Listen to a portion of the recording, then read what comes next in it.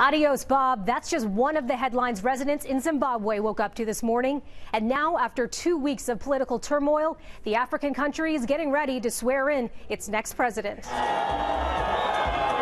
A hero's welcome for Emmerson Mnangagwa, Zimbabwe's former vice president, returning home today, 2 weeks after he fled to South Africa, fearing for his own safety.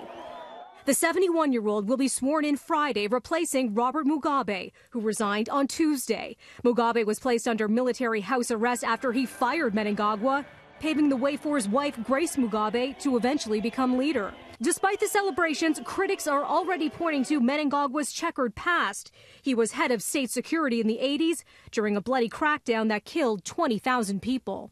Zimbabwe is not going to go forward, and the people who are going to take over from now, they are Mugabe's minions, they are Mugabe's acolytes. And so until and unless they reform, it's still going to be game on. It is clear that ethnic cleansing did take place against the Rohingya. That statement today from U.S. Secretary of State Rex Tillerson, who says he's looked at the evidence and determined that Myanmar's military did specifically target Rohingya Muslims.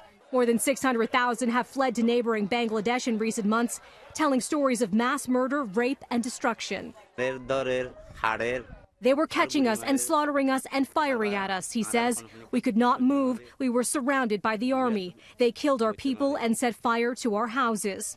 The military has denied all claims of ethnic cleansing. Talks continue between Bangladesh and Myanmar, with the goal of allowing some of the refugees to return home.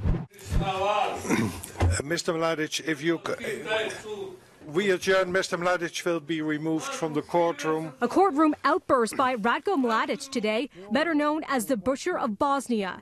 A UN tribunal sentencing the 75-year-old to life in prison today for carrying out acts of genocide as commander of the Bosnian Serb army during the Bosnian War in the early 90s.